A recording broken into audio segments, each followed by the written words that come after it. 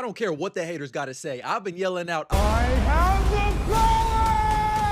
all morning because we just got the trailer for the new Masters of the Universe movie, and I'm not gonna lie to you, it looks like a whole lot of fun. And you got cornballs complaining about his pronouns like, dog, I don't give a fuck, his name is He-Man. He identifies as he, him because he's him, body's body. And I know it might be Jared Leto under there, but Skeletor looks perfect down to every little detail. And they dropped some little crumbs throughout this trailer, and y'all know me, if they give me some crumbs, I'm gonna give y'all a 5-star meal. But either way, me and you know what we gotta do, we gotta talk about it. First things first, rest in peace, Uncle Phil. But for real, we open up with a shot of the planet Eternia as we follow a mysterious bird flying towards Castle Grayskull. Now that's classic He-Man Masters of the Universe iconography right there. That's history, you understand? As we get a nice wide landscape shot of Eternia itself, and I'd be lying to myself if I didn't say this reminded me of Thor Ragnarok, a mix between Sakaar, Asgard, and a little bit of Star Wars. I've always loved the mixture of medieval times with modern day technology. That's always what's intrigued me about this universe. As we get a nice close-up shot on the power sword or the sword of Grayskull, and I'm not sure if this was ever confirmed, but at least to me, I've always interpreted the power sword as being inspired by Excalibur and King Arthur. As we continue following this mysterious bird, which I'm pretty sure is Screech, Skeletor's bird, we come across a long bridge and what looks like some type of arena or gladiator ring for Eternia, with what I'm assuming is all of the previous kings of Eternia in the past. As we see a young Adam perched over this bridge just looking over his land. They did a great job in the casting department with this kid, and you don't really get a great look at it, but I think the clothes he's wearing is supposed to evoke the 80s cartoon. As we cut to modern times, we can see a grown-up version of Adam most likely reminiscing on his childhood in Eternia. And I don't know if these are just fun Easter eggs and nods, or maybe they're talking about Conan the Barbarian, or if Earth knows of Eternia and that's why they make these little figurines of characters that could be from Eternia, or maybe it's just a crazy coincidence. I don't believe in coincidences. We then get a shot of Adam's mom, Queen Marlena, who actually is a human from Earth. Long story short, she was an astronaut, ended up on Eternia, fell in love with King Randor, who is Adam's dad, and Adam is essentially the bridge between two different worlds. But we learn that she sent him down to Earth to keep him safe. And unfortunately, he got a corporate job, and yeah, I know, that shit sucks the life out of you and makes you someone that you're not. Having to show up to work every day pretending to put on a face and be someone that you're not fucking sucks. As we get a shot of Sashir Zamata playing Susie, Adam's best friend, or co-worker, or both. But I love how she makes fun of his obsession with swords and shit, as he gets a message that the power sword he's been looking for his entire life has been found. And it's in this nerdy collectible shop, being held by what looks like He-Man himself, but if I had to guess, maybe it's Conan or an original random fucking in-universe character. I love the moment when he tries to pick it up because it's just like King Arthur, people trying to pick up the sword from the stone, or like Thor's hammer Mjolnir. So clearly, he ain't got the power just yet. We then get this nice one-shot take as we go into Castle Grayskull, and I think we see the sorceress, who's going to be played by Miranda Baccarin, doing her little sorceress shit.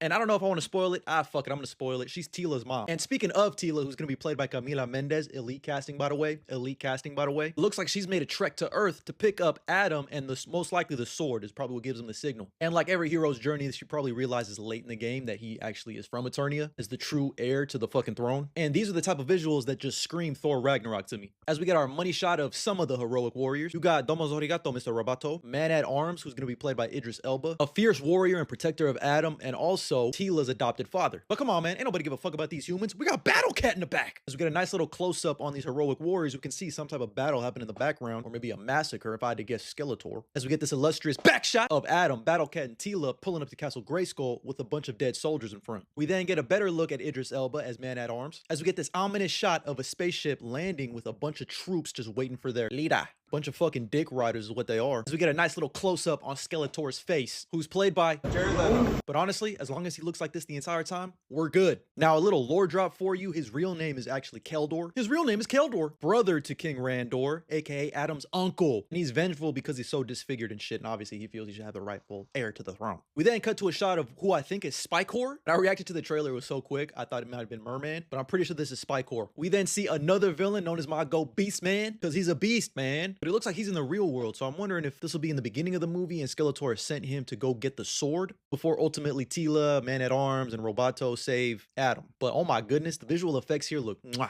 And then we get our first look at Alison Brie playing Evelyn, who's going to be disguised as a professor named Professor Evelyn. She's Skeletor's main squeeze, right-hand woman, and is a sorceress in her own right. We then get a shot of the plot of the movie, and that plot, it's plotting. But if I had to guess, somewhere along the ways, Evelyn stole the powers of her mom, and this is a nice little get that lick back moment, as we get a nice shot of Battle Cat looking angry. You won't like this cat when he's angry. No, for real, that's why he's green. And then we get a nice little James Gunn Guardian slow-mo walk scene, looking like the astronauts from Armageddon. Now, these for real are heroic warriors. As you can see, they've added more members to the squad, mainly my dog Fisto, but I know that ain't who I think it is in the background. I thought that might have been Manny Faces, but now that I'm looking at him, I can't tell who the fuck that is. But it don't matter because Fisto hit this Skeletor meat rider with the uppercut from hell. And I'm pretty sure we got our first look at Trapjaw here because I know that blue skin and red helmet anywhere, as it looks like he's about to use his strong hand to try to murk Adam, but he's got the power now, baby. We then get a shot of what looks like some underground cave in Eternia. If I had to guess, this is maybe Tauron's cave, just given the fact of how magical it looks. I love this shot of when Adam finally says, "I've got the power," and the light shines down and it almost creates this Oculus type look. He's no longer Adam anymore. He is him. He-Man, and he's got the power, man. I just absolutely love this shot. Put this shit on a poster, put it on my wall. The power striking his sword, as you can see the skull in the background from the smoke.